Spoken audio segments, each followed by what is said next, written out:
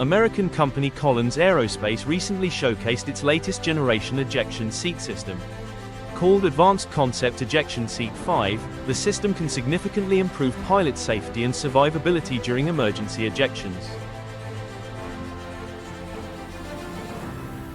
It serves as the successor to the widely used Advanced Concept Ejection Seat 5.2 found in many U.S. Air Force aircraft.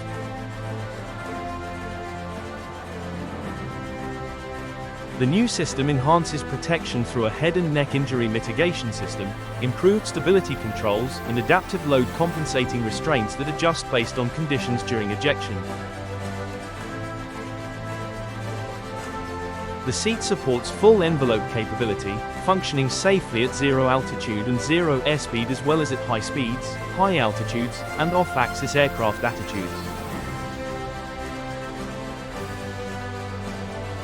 With advanced digital sensors and sequencing logic, the ejection process automatically adapts to real-time flight data to improve survivability and reduce injury risk.